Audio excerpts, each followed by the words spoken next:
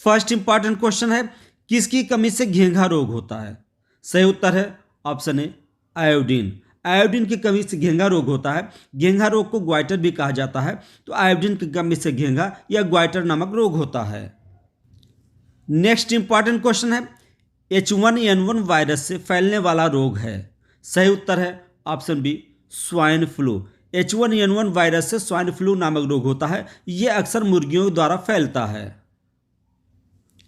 Next important question है, नींबू के रस में घुलनशील विटामिन है? सही उत्तर है ऑप्शन सी विटामिन सी।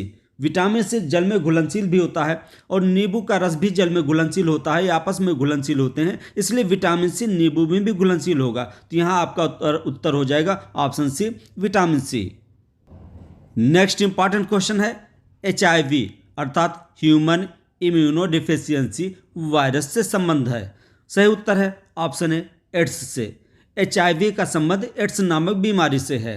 इस बीमारी में मनुष्य की प्रतिरोधक क्षमता खत्म हो जाती है, यह बहुत कमज़ोर हो जाती है, जिससे उसको कई सारी बीमारियां हो जाती हैं। वास्तव में एड्स कोई बीमारी नहीं है, ये मात्र प्रतिरोधक क्षमता ही कमज़ोर करती है। इस प्रतिरोधक क्षमता के कमज़ोर होने के कारण अन्य सारी बीमारियां हो जाती हैं, इसलिए HIV यानी एड्स बहुत खतरनाक बीमारी मानी जाती है। नेक्स्ट क्वेश्चन है, जल में घुलनशील विटामिन है? सही उत्तर है option B vitamin B. Vitamin B complex और विटामिन सी ये दोनों जल में घुलनशील विटामिन हैं। नेक्स्ट इंपॉर्टेंट क्वेश्चन है, एनीमिया रोग किसकी कमी से होता है? सही उत्तर है ऑप्शन ए आयरन। आयरन अर्थात लोहा। एनीमिया रोग आयरन अर्थात लोहे की कमी से होता है और लोहे से ही खून बनता है, इसलिए एनीमिया रोग में खून की कमी हो जाती है और अक्सर आदमी पीला पड़ जाता है। एनीमिया रोग किसकी कमी से होता है? सही उत्तर हो जाएगा ऑप्शन ए आयरन की कमी से। नेक्स्ट इंपॉर्टेंट क्वेश्चन है और बहुत इंपॉर्टेंट है, दूध में क्या नहीं पाया जाता है? सही उत्तर है ऑप्शन सी विटामिन सी। दूध में विटामिन सी नहीं पाया जाता है, जबकि कार्बोहाइड्रेट, विटामिन, बाकी अन्य सारे विटामिन, वसा, ये सब पाए जाते हैं। दूध में विटामिन सी नहीं पाया जाता है, लेकिन जब वही दूध दही में बदल जाता है तो उसमें विटामिन सी प्रचुर मात्रा में पाया जाता है, इसलिए यहाँ आपका आंसर हो जाएगा option C, option D vitamin C. Next important question है, एड्स रोग का पता लगाने के लिए कौन सा परीक्षण किया जाता है? सही उत्तर है ऑप्शन ए एलिसा परीक्षण। ये बहुत ही महत्वपूर्ण प्रश्न है, अक्सर आता है। एड्स रोग का पता लगाने के लिए एलिसा परीक्षण किया जाता है। नेक्स्ट इंपॉर्टेंट क्वेश्चन है, मलेरिया रोग किस मच्छर से फैलता है? सही उत्तर है ऑप्शन डी मादा एनाफिलीज। मलेरिया रोग मादा एनाफिलीज नामक मच्छर से फैलता है और इस मच्छर की खास बात है, ये मच्छर रात में कम काटते हैं, ये मच्छर अक्सर दिन में काटते हैं। अगर आपको दिन में ज़्यादा मच्छर काट रहे हैं तो इसका मतलब वहाँ मलेरिया की फैलने की संभावना ज़्यादा है। नेक्स्ट इंपॉर्टेंट क्वेश्चन है, एड्स सर्वप्रथम किस देश में संज्ञान में आया? सही उत्तर है ऑप्शन सी अमेरिका। वास्तव में अमेरिका में सबसे पहले एड्स नामक बीमारी पता चली थी, लेकिन एड्स सबसे पहले फैला कहाँ? एड्स सबसे पहले आपका अफ्रीका महाद्वीप में पहुंचा था, लेकिन वहाँ उसकी जांच नहीं हो पाई थी। जांच सबसे पहले अमेरिका महाद्वीप में हुई, इसलिए यहाँ आपका उत्तर हो जाएगा option C America. Next important question है, एड्स मानव शरीर में किससे पहुंचता है? सही उत्तर है ऑप्शन डी रक्त से।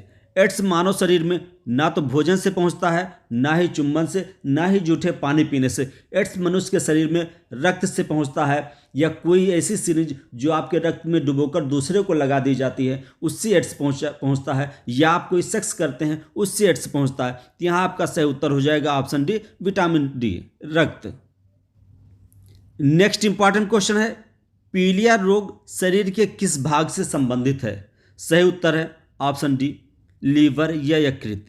पीलिया रोग लीवर या यकृत से होता है। पीलिया रोग में लीवर या यकृत आपका प्रभावी होता है। जब किसी व्यक्ति को पीलिया रोग हो जाता है तो उसका लीवर बहुत कमज़ोर होता है, या हम ये कह सकते हैं लीवर बहुत ज़्यादा कमज़ोर होने के कारण आदमी को पीलिया रोग हो जाता है। जब आपको पीलिया रोग हो जाए तो आपको ऐसे तले भुने मसाले खाने नहीं खाना है जिससे लीवर को ज़्यादा मेहनत करनी पड़े उसको पचाने में।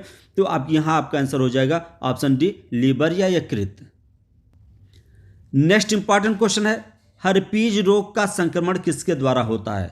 सही उत्तर है ऑप्शन बी विषाणु। हर्पीज रोग का संक्रमण विषाणु के द्वारा होता है। नेक्स्ट इंपॉर्टेंट क्वेश्चन है, किस विटामिन की कमी से रुधिर का थक्का बनना प्रभावित होता है?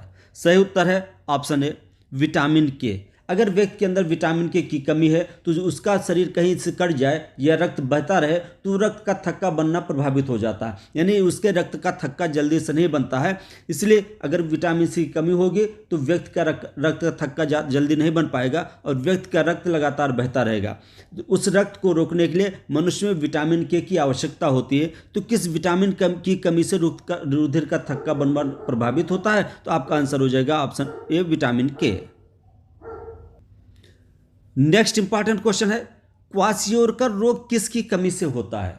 सही उत्तर है ऑप्शन ए प्रोटीन की कमी से। आपने कई बच्चों को देखा होगा, उन बच्चों के हाथ पैर बहुत दुबले पतले होते हैं जबकि पेट उनका निकल आता है। इस बीमारी को क्वाशियोरकर कहते हैं और यह बीमारी प्रोटीन की कमी से होती है। नेक्स्ट इंपॉर्टेंट क्वेश्चन है, सिनकोना के किस भाग से मलेरिया की दवा बनाई जाती है? सिनकोना एक ऐसा पेड़ है जिससे मलेरिया की दवा बनाई जाती है और वो मलेरिया की दवा सिनकोना के छाल से बनाई जाती है। तो यहाँ सही उत्तर है ऑप्शन सी छाल। नेक्स्ट इंपॉर्टेंट क्वेश्चन है, मलेरिया परजीवी को नष्ट करने में प्रयुक्त औषधि है? सही उत्तर है ऑप्शन ए क्लोरोक्वाइन या क्लोरोक्विन। मलेरिया परजीवी को नष्ट करने में प्रयुक्त औषध का नाम है क्लोरोक्विन। नेक्स्ट इंपॉर्टेंट क्वेश्चन है, चिप्स बनाने वाले चिप्स की थैली में चिप्स के साथ नाइट्रोजन भी भरते हैं। नाइट्रोजन युक्त करने का प्रयोजन क्या होता है? सही उत्तर है ऑप्शन ए प्रतिऑक्सीकारक। नाइट्रोजन प्रतिऑक्सीकारक का काम करता है जिससे वो चिप्स जल्दी खराब नहीं होते हैं। इसलिए जब चिप्स की थैली पैक की जाती है तो उसमें चिप्स के साथ नाइट्रोजन भी भर दिया जाता है। Next important